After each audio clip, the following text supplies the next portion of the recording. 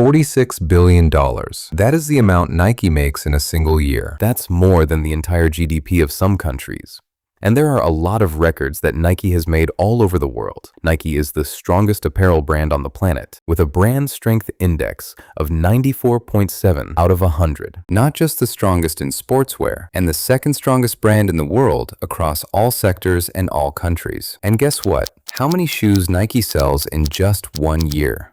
800 million pairs of shoes leave Nike's supply chain every single year, enough to give a pair to every person in Europe and still have millions left over. The swoosh is one of the most recognized symbols on the face of the earth. It's printed on the jerseys of the NBA, the NFL, and dozens of national football teams. It's on the feet of LeBron James, Cristiano Ronaldo, Serena Williams, and Rafael Nadal. 77% of NBA players wear Nike on the court. The brand owns 96% of the lifestyle basketball shoe market. 96%. Nike is sold in over 170 countries. 56% of American consumers wear Nike shoes. That's the percentage of just one country. What about the other 169? The brand alone, not the company, just the brand, is valued at over $29 billion.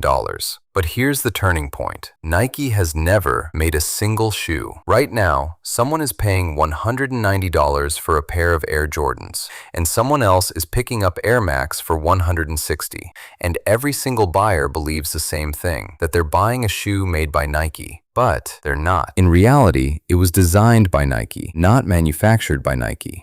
And here is the system behind it. Nike doesn't own a single factory anywhere on Earth. It doesn't employ a single person on any production line. But beyond it, over 1 million workers make Nike products every day, and not one of them works for Nike. Nike designs the shoes. They do not manufacture them. And this isn't a scandal. It's not something they're hiding. It is the single most important financial decision the company ever made. And it's the reason Nike is worth over $60 billion today. And all of this happened because of their strategy. The system they built, a system that changed the whole process. And that is the most successful system they ever created. In 1962, a 24-year-old Stanford MBA graduate from Oregon named Phil Knight boarded a plane to Japan with an idea everyone thought was insane. At that time, the American running shoe market was controlled by two German giants, Adidas and Puma. They were established, expensive. These two were the most dominant at that time. But you know what? Knight believed a small Japanese company nobody had heard of could beat them on American soil. He visited the Onitsuka Tiger factory in Kobe, known today as ASICS, and pitched himself as a US distributor. At that time,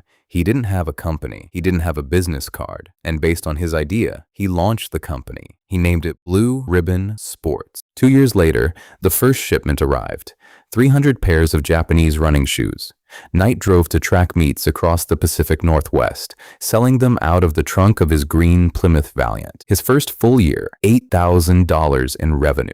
And that was a good achievement for him. His company was new, and he earned this amount of money. That's a lot of money for that time. But it wasn't enough for greater success. He brought the shoes to his old track coach, Bill Bowerman. Bowerman had coached Olympic athletes, but his real obsession was the shoe itself. He'd tear shoes apart in his garage and rebuild them by hand, shaving grams off the weight, testing new sole patterns on his runners.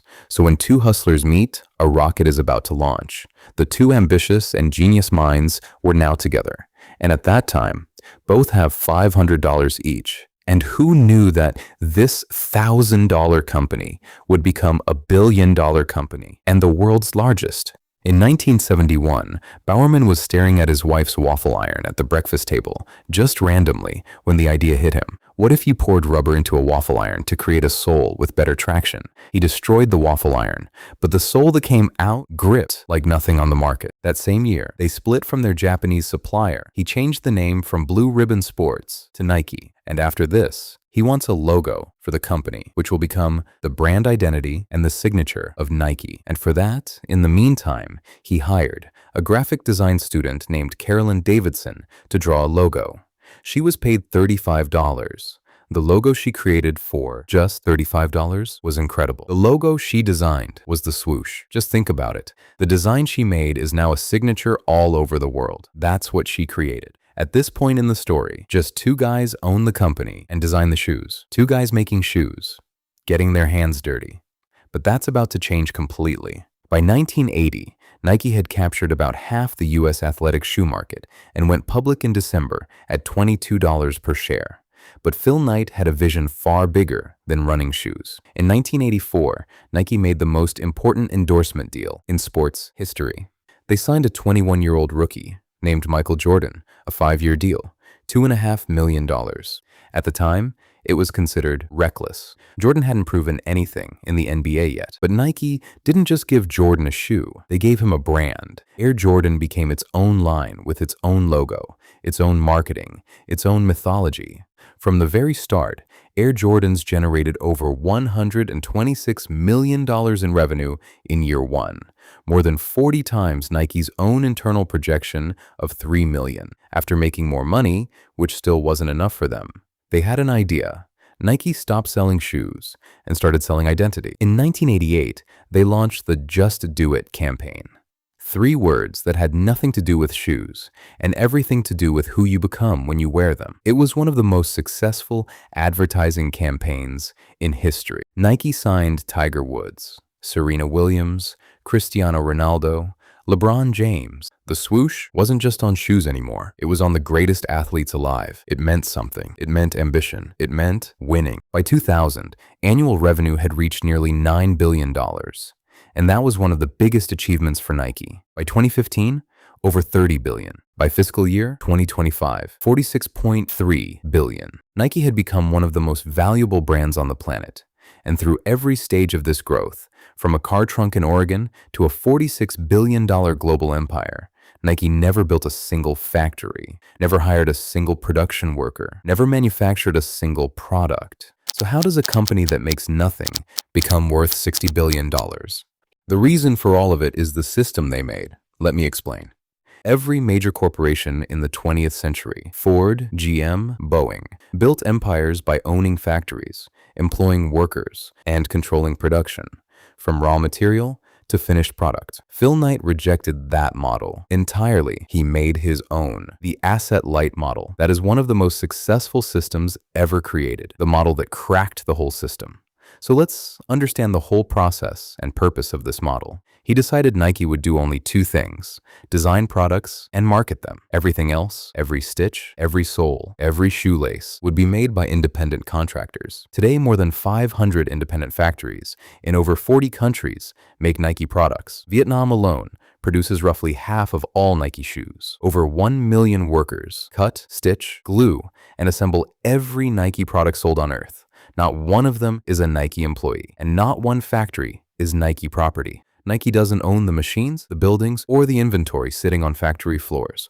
All of that cost, all of that risk, all of that complexity sits on someone else's balance sheet. Nike sends the designs, picks up the product, and sells it under the most recognizable logo in the world. That's called the asset-light model. For now, let's follow the money to easily understand how this works. Suppose you buy a pair of Nike shoes for $100. Where does that money actually go? If you bought from a retailer like Foot Locker, about $50 stays with them. Nike receives roughly 50. Out of Nike's 50, between 25 and 30 goes to production, materials, factory labor, shipping, duties, warehousing. Nike pays the factory a contract price per unit. The factory bears its own overhead. Then Nike spends $3 to $4 per shoe on demand creation. Athletes, commercials, digital campaigns, nearly $4 billion a year in total marketing spend. After all costs, Nike keeps roughly $20 to $22 in gross profit per $100 shoe at wholesale. But here's where the numbers shift dramatically. Nike has been aggressively moving towards selling directly to consumers through its own stores, the Nike app, and Nike.com. When you buy direct from Nike, there is no retailer taking half. Nike keeps the full 100 minus production and fulfillment. In fiscal year 2025, direct-to-consumer revenue was over $18 billion, roughly 40% of total sales. And this channel delivers significantly higher margins. It's why Nike has been closing wholesale accounts and investing billions in its digital platform. The strategy is clear. Cut out the middleman, own the customer relationship, and keep more of every dollar. A company that doesn't make its products now wants to control how they're sold too.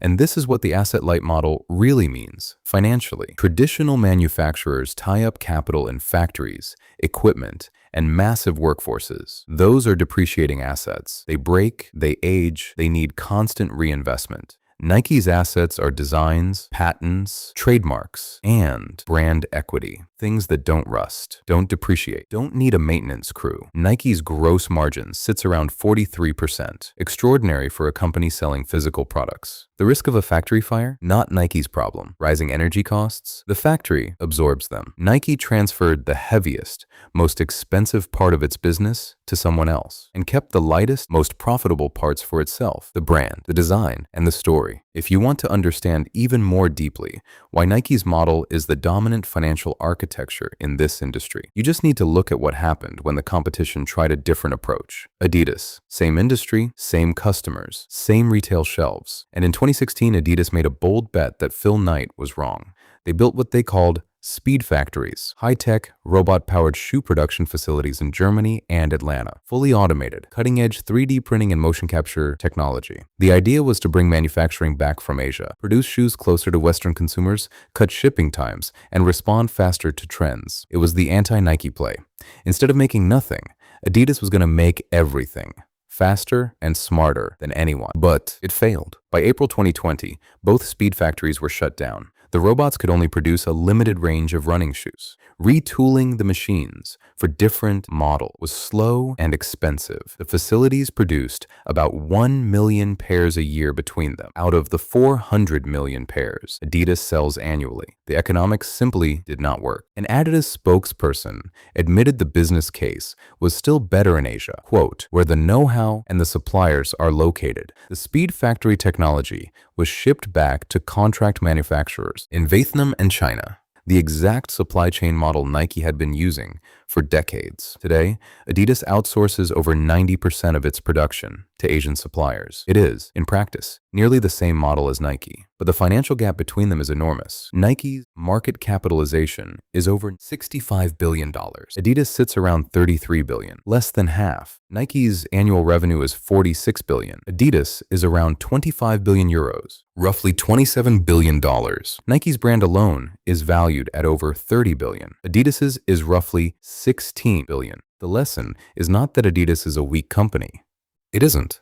The lesson is that even when a major competitor spent years and millions trying to prove there was a better way to make product, the answer was the same one Phil Knight figured out in the 1970s. Don't make them, design them, brand them. Let someone else handle the factory. But there is a cost to making nothing. And in the 1990s, the world found out what it was. Because Nike didn't own its factories, it also didn't control what happened inside them. In 1996, a photograph of a 12-year-old boy named Tarek stitching Nike soccer balls in Pakistan was published in Life magazine. He earned 60 cents for each ball he spent most of a day assembling. The image went global. Investigations followed. Journalists documented factories across Asia where Nike products were made under brutal conditions: long hours, low pay, no ventilation. Nike's initial response revealed the dark truth of the model. Executives said, in essence, we don't make shoes, so we're not responsible for how they're made. The backlash was catastrophic. University campuses organized boycotts. Students protested outside Nike stores. In May 1998, Phil Knight stood at the National Press Club and admitted that the Nike product had become synonymous with slave wages, forced overtime, and arbitrary abuse. Here's the financial lesson buried inside this crisis. The asset-light model gives you higher margins and lower risk, but it also gives you less control. When your name is on the product, but you don't have control over manufacturing, you own the brand damage without the ability to fix it overnight. Nike's stock price dropped. Revenue growth stalled. The brand that had been synonymous with greatness was suddenly synonymous with exploitation. Nike eventually reinvented its entire approach to the supply chain. In 2005, it became the first major company in the apparel industry to publicly disclose its full list of contract factories, something unheard of at the time. It established one of the most extensive supply chain compliance programs in the world. It raised minimum worker ages, funded independent audits, and invested hundreds of millions in oversight infrastructure. The irony is striking. The company that owns 0 factories now spends more on factory oversight than many companies that own their factories spend on their own worker welfare programs. The asset-light model didn't just give Nike higher profits, it forced Nike to become something unprecedented, a company that manages a global manufacturing network it doesn't own, employing a workforce it doesn't pay, in buildings it has never entered, and is held publicly accountable for all of it. Now pick up the box of your phone. If it's an iPhone box, turn it over. You'll see 3 words, designed by Apple in California. Apple says design, not manufactured, not built, not assembled, just designed. Apple doesn't make iPhones either. Apple's supply chain spans hundreds of suppliers in over 40 countries. The actual assembly happens at facilities run by Foxconn, Pegatron, and a handful of other contract manufacturers. Foxconn's campus in Zhengzhou, China, known as iPhone City, employs over 200,000 workers during peak production. None of them work for Apple. Samsung makes many of the displays. TSMC in Taiwan fabricates the chips that Apple designs. Sony provides camera sensors. Corning makes the glass. Dozens of companies contribute components. Apple's role is identical to Nike's. Design the product, write the software, build the brand, control the experience. Let everyone else handle the physical reality of actually making the thing. The financial results are staggering. Apple's gross margin on the iPhone is estimated at 42 to 45% for a physical product that costs over $1,000. That is only possible because Apple carries none of the manufacturing infrastructure on its books. A Foxconn worker assembling your iPhone earns a fraction of what that phone sells for. The factory bears the overhead. Equipment failure, labor costs, energy bills, all on the contractor's balance sheet. Apple sits in Cupertino and keeps over $400 in gross profit from every $1,000 iPhone sold. The most profitable company on earth makes nothing. And just like Nike, Apple faced its own reckoning. In 2010, workers at Foxconn facilities experienced such extreme conditions that nets were installed on buildings to prevent extreme factory crises. Apple, like Nike before it, was forced to build a compliance infrastructure for factories it doesn't own, workers it doesn't employ, in a country it doesn't operate in. The same pattern, the same model, the same price. Nike invented the model, Apple perfected it, and now it defines the modern corporation. Gap doesn't make clothes. Factories in Bangladesh and Vietnam do. H&M, Zara, and Shein run on the identical playbook. Peloton doesn't manufacture exercise bikes, but a Taiwanese company called Rexon does.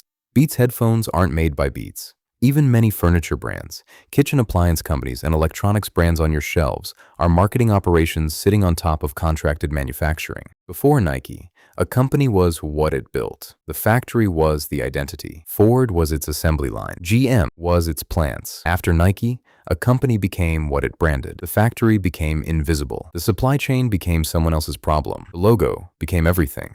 Today, the most valuable companies on earth are worth trillions collectively, and most of them make nothing. They design, they market, they create demand, they manage brand perception, and they let someone else handle every physical thing. It is the most important structural shift in the history of capitalism, and it started with 2 guys, $1,000, and a trunk full of Japanese running shoes. So, if you want to become a business owner, then own a brand instead of owning a company.